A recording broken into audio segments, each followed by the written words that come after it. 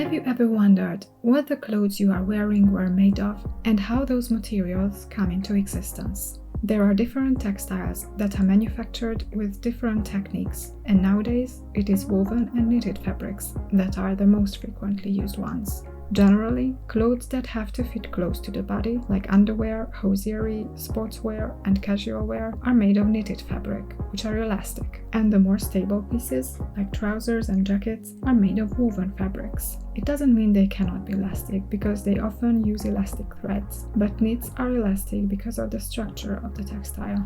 We are looking at one of these methods, weaving, in this video. Do you know how it is done? What is the method that weaving uses? What are the tools? And what possibilities are there in the design of a woven textile? And have you ever tried your hand at this craft? We wear clothes every day, but many of us can't even imagine how they were sewn, let alone the manufacturing of their base material. How is a woven fabric made? In short, by interlacing the threads.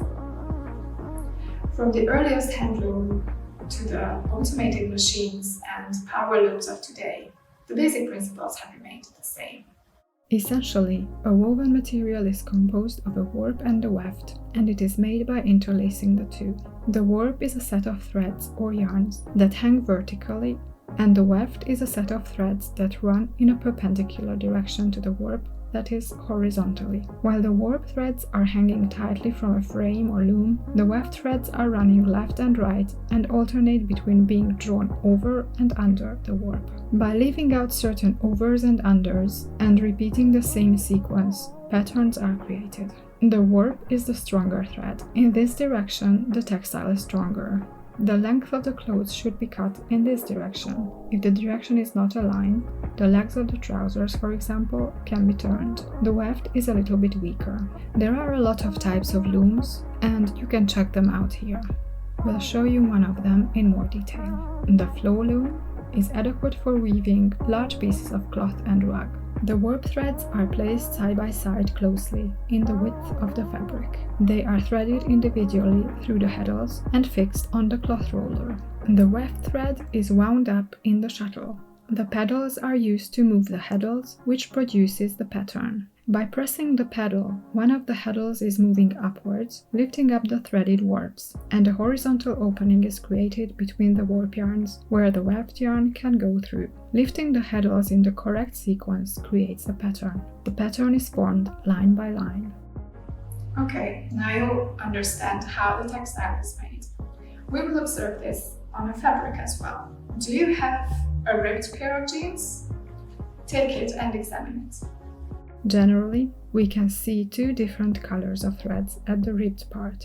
The blue ones are the warp and the white ones are the weft threads. If you start pulling out the next white thread, you will see the interlacing. The weaver can play with different color combinations to achieve patterns of a different kind, and forms are also possible to be woven. The textiles will be different when using threads made from different raw materials and of differing thickness.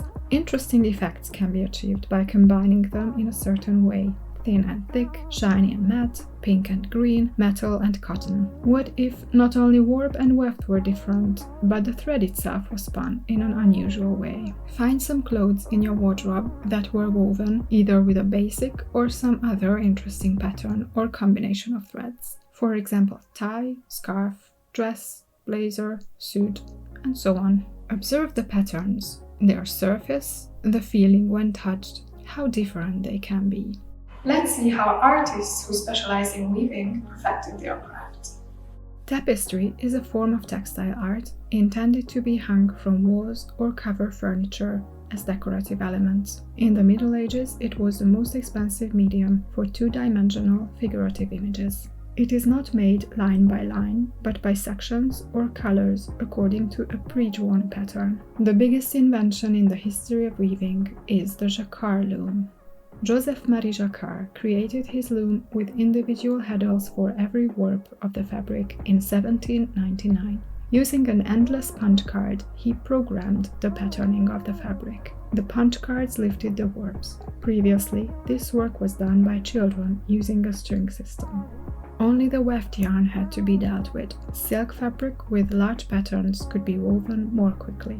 There was no mistake in it. His patent was bought by the city of Lyon in 1806 and published for free use. This helped it to spread at lightning speed, allowing for mass production. We can see that the jacquard machine used to be the iPhone of the loom. The punch card has started another revolution, the digital one. Search for it on the internet.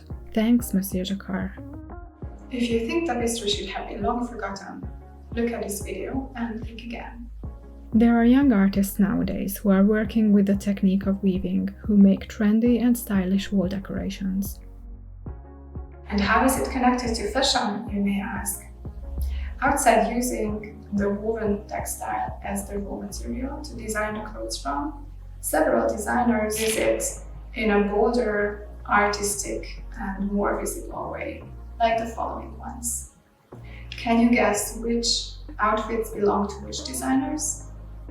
Match the pictures to these names: Chanel, Dior, Jean-Paul Gaultier, Alberta Ferretti, Viktor & Rolf, Dries van Noten. You can find the solution in the attachment. In some cases, the designers wove straps or fabric strips with different width, materials and colors, which created very interesting, vibrant and colorful fabrics. If you want to see how they weave at Christian Dior, follow this link.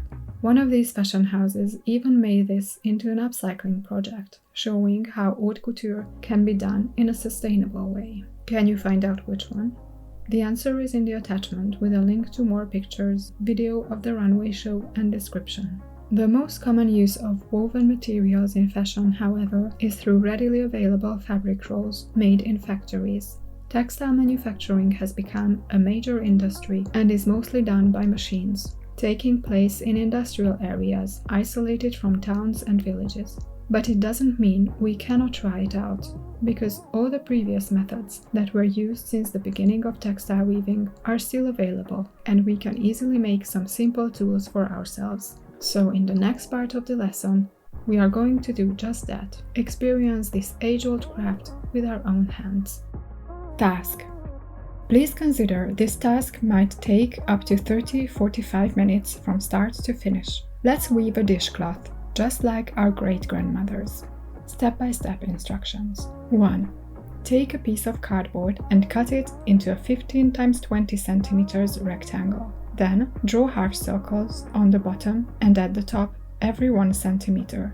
That will be 13 half circles. Now cut these circles to make holes. 2. Get your string out and stretch it between the cut slots of the loom on the top and the bottom. You start with a knot and then just go all the way down and turn it, then go to the top, always moving further in the next hole. When you finish, knot it to the starter knot or tie the strings together. 3. Get your textile and your scissors and cut it to make 15 stripes, dimensions 30 cm long and 1.5 cm wide. 4. Now we are ready for weaving. Get your textile stripes and start weaving between the stretched yarn with your hands. Place the textile stripe under the first string, then above the next one, and continue like this until you have to turn back. Then you make the second row. 5. When you finish with one stripe, tie it to the next one, continue weaving with the elongated stripe. Try to hide the knot in the weaving. Continue until you have textile stripes or you used up the space on the loom. 6. When you are finished, cut the strings all around the dishcloth, tie them together and take the dishcloth off the loom. 7. You can start using it. Hope you like your product. After making this cloth, think about what you can use it for or what you can make out of it. Try to imagine some variations. What if you fold it in a certain way and sew something on it? Maybe attach a zipper or buttons. What could it be? Would you use it? Or would someone in your surroundings be happy to get it as a gift? Pencil case, bag, phone cover, etc. How did your weaving project turn out? Is it similar to the fabrics you see around you? Can you imagine doing this on a bigger scale with more warp threads and finer weft yarns? If it was wider and longer, what could you make out of it? Reflection. In this lesson, we have learned about a textile making method called weaving. We have seen how it came about, how it evolved, what equipment was used in their creation, how it was technically made, some examples from art history, and we were able to try it out by our own hands. Do you see weaving as an important part of the fashion industry? After this lesson, would you make some other weaving projects as well? How about these? Would you consider mending your clothes visibly with the method of weaving? Here are some fun ways to do it. This new trend is called visible mending. Can you think of other ones? If you want to learn more, we suggest the following pages. Possible solutions for a long-standing wardrobe. Upcycle your clothes and make something new out of them. Learn how to use a sewing machine. Try crochet and knitting, or the weaving you practice today. Take care of your clothes when using, washing, and storing them. Did you know that woven and knitted textiles might need a different method of care? Find out why and how to do it right. So you can see there aren't any unusable clothes. Use the internet, for example Pinterest, YouTube, to find some inspiration. Find the most suitable tutorials for you. Share your best creations using the hashtag #IUpcycledMyClothes and like some other people's pieces of work to encourage them. Have fun trying these out.